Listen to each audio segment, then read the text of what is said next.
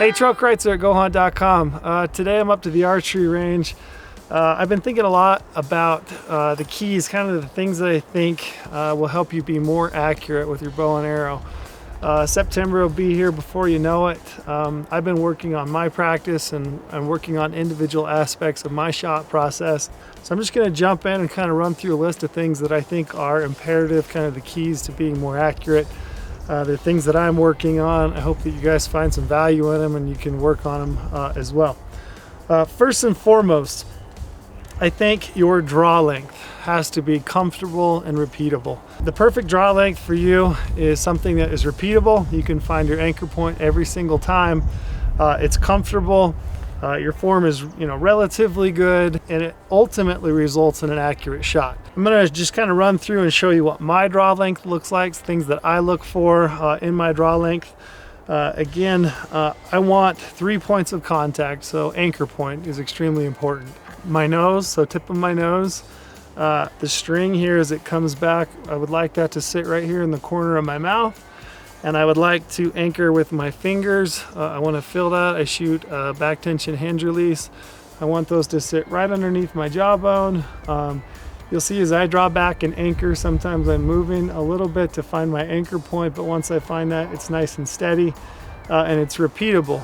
If you're aiming and you've got kind of a herky-jerky, super tight aiming pattern, let's say that you're moving around a lot, it's a rapid movement in your sight picture, it might be an indication that your draw length is too short. Conversely, if your sight picture as you're aiming, if your pen is doing wide, swooping, slower swaths, kind of sweeping through your target, your draw length might be too long. You want your pen not necessarily to sit there, because nobody pen is going to sit there just perfectly. Even the best shots in the world, their pens don't just sit. It's just a nice gradual float, relatively still, and kind of meander through your aiming dot. I'm just going to pull back and show you what my draw length looks like. Again, your stance is important. You want to stand up nice and straight. I prefer a slightly open stance that's just about shoulder width apart. If it feels comfortable, do that. It's where you're going to aim and shoot your best. To test your draw length, like I said, I'm just going to draw back and show you what mine looks like, show you what my anchor points look like. Again, focusing on those 3 points on my face, nose, corner of my mouth, and then the anchor point on my cheek or my jawbone with my fingers. So you can see what that looks like.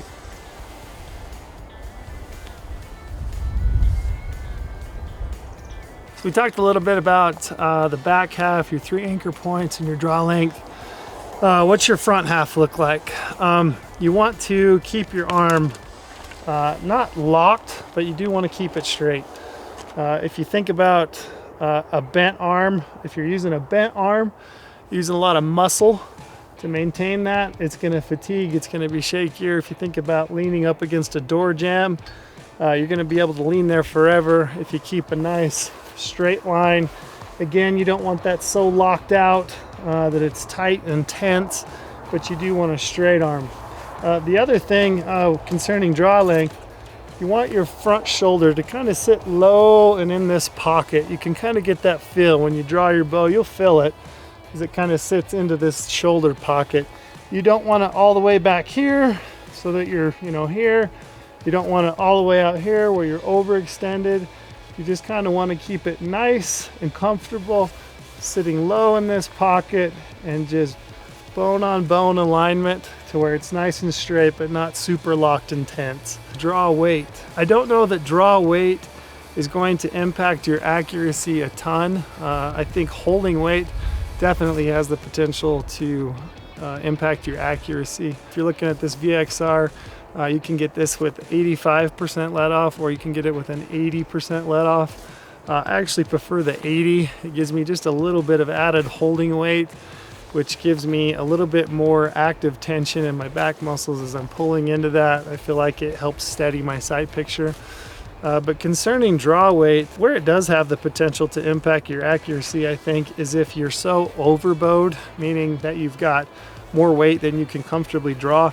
It may, you may have to do the big sky draw to get your bow back. And if you have to do that, you're starting from a position that's farther from the point of impact that you want to hit. But I think overall, you want a draw weight that you can draw comfortably straight back and come straight to your anchor point. The next thing I would talk about that I think has major implications on your accuracy is your grip. You know, this is your lifeline, if you can see it here, this half arc that runs across your hand. This grip should never cross that unless it's just right at the bottom.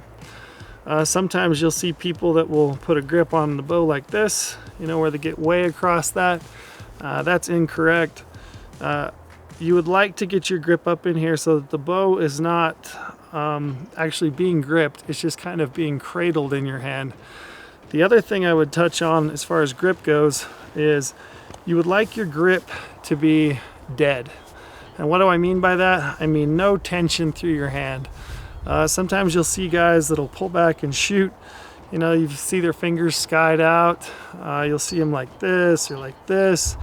If you're doing that, chances are that you're probably putting some tension through your fingers to stick those out like that. Just relax that hand. Let that hand be just absolutely dead. Let your back half pull into your grip. So keep a dead, really relaxed hand. Keep your knuckles here at about a 45 degree angle so that as you grip that bow, it's just kind of cradled in your hand. You want that bow to be an extension of this. You don't want to grip it. You don't want a death grip. You don't want a bunch of tension in your fingers and your wrist. You just want that to sit there, cradle, and have a dead hand. Aiming. So it sounds pretty simple. You put the pin on the target that you want to hit, you know, and you execute a shot. What I want to talk about in aiming is what does that mean to aim? As I mentioned earlier, I don't think there's anybody, myself included, even the top archers out there, that are going to draw back and their pin is just simply going to sit in the exact same spot, just dead, and then the person's able to execute a shot. Very, very few people, I think, can do that. Rather, what you need to do, and I'm working on myself, is training myself to be okay with my pen just kind of floating. I don't need my pen to sit exactly in the middle without moving, because as soon as you try to force that pen back over to your target, you're going to start inducing stress and anxiety. That's when you start getting these drive-by shooting techniques where your pen might flash by where you want to hit and you're punching the target. Ultimately, that's going to lead to target panic. Rather, what you need to do, like I said, is draw back, get comfortable, learn to utilize some tension in your back muscles to hold that at full draw and execute your shot, and let that pen just kind of float and be okay with it. One of the best drills that I've found to help you aim is just aiming drills. So close yardage, drawing back, anchoring in, letting my pen float over my intended target. And instead of executing a shot, just let down, and doing that repeatedly over and over and over again. And what that'll allow you to do is relax yourself. It allows you to be okay physically and mentally with your pen just floating over the target. The other tip I would add about aiming, when you draw your bow, I shoot best when my focus is on my intended point of impact. If I am constantly watching my pin, and if I'm watching that pin float around, it induces some issues for me, both in aiming and execution, and then also follow through. I shoot far better if I anchor, come into full draw, find my static anchor point, let my pin float, and I just simply stare at the intended impact. Your subconscious will move that pin onto the target. It takes some trust and it takes a lot of practice, but ultimately I've had much better results by doing that. Just simply coming to full draw, being aware of my pen, but not focusing just on my pen and trying to force that pen into the center of the target. The next thing I'd like to touch on is shot execution. What I mean by that, I'm going to talk about both my back half, so my release hand and my shoulder, and then also my front half and follow through. So for me, I'm shooting my best when I'm using tension, so back tension to activate my release. I find that my best shots are always shots where I'm just focused on aiming, I'm just staring at the dot that I want to hit, I'm using active tension in my back muscles to execute that shot. I'm not even really thinking about it. I'm just staring, I'm aiming, and then the shot goes off and it's a surprise shot. The way I like to explain that to people, how to execute a shot with tension, is as you draw your bow, you're gonna wanna draw that and you're gonna feel that tension build in your rhomboid muscles. And what it feels like to me is it feels like I am starting to squeeze like a tennis ball or an orange between my shoulder blades. I can feel that if I'm doing it right. I can feel that tension build right behind this back rhomboid, this shoulder blade. I don't want tension through my wrist or my forearm or my bicep. If I'm using those muscles to hold that bow back, I'm not gonna be very relaxed. I'm not gonna execute a good shot.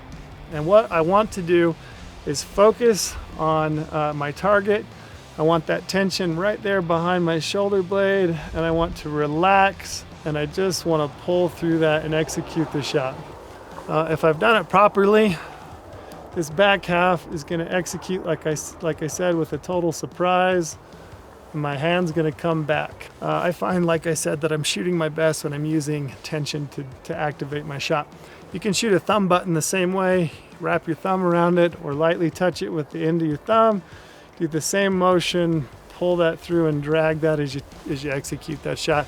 Same with an index finger. It helps if you run that trigger to the second knuckle on your finger. You get a nice deep grip on that trigger.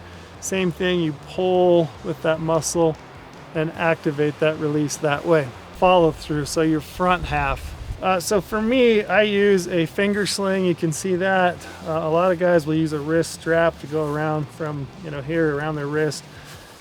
And the reason that is to help you have nice follow through, so you're not going to drop your bow. So essentially you just want that bow to be able to move forward. Let that bow go forward in its natural position. Let it jump forward essentially as you follow through. You don't want to be executing a shot and then grabbing the bow or moving your head to see where you hit. Your best shot execution is just to pull through, let that go off, let the bow go forward, just let it be a nice extension of your hand. Try to keep things loose. I notice that for me, I'm always shooting my best when I'm relaxed, I'm easygoing. One of my favorite things to do is to come up and shoot my bow. It's kind of a way that I dump stress. It's relaxing for me. I'm also training and working towards an end goal of being able to go bow hunting in the fall and being successful. If you've ever drawn back and everything went just perfect and you anchored in and you made perfect execution, perfect follow through, your arrow hit dead X exactly where you're intended, you know that feeling, there's nothing quite like it. It's an awesome feeling. If you can do that once, you can do it every single time. It's all mental. Just go through the steps, build you a shot process, think about the individual aspects of accuracy and work on those things. A great tip that my buddy Chris told me is work on one thing at a time. So if you go to the range and you're like, oh, I'm going to work on my grip, I'm going to work on my follow through, I'm going to work on my anchor point, all that's great and it's good, but it really helps me specifically if I pick one thing. Like today, I'm just going to work on follow through. Every single shot, I'm going to ensure that I have proper follow through. So the next time I come to the range, it might be something else. It might be working on aiming. I'm going to look at the intended target. I'm not going to move my head. I'm going to just stare at that target and I'm going to execute a shot. So pick one thing, learn to do it right, and practice each individual step, and I think you'll become more accurate. Overall, our goal is to make a clean, ethical, one-time, first shot in the field. And archery is all about repetition. It's doing it over and over and over again. So when that moment of truth arrives, it's automatic. And I think if you work on these individual factors, I think you'll find that you're far more prepared this fall. So these are things I'm working on. I encourage you all to use this time. I mean, we're all on quarantine, so get out, shoot some arrows, work on your shot process, work on these individual factors of accuracy, and I think you'll be that much more prepared come this fall.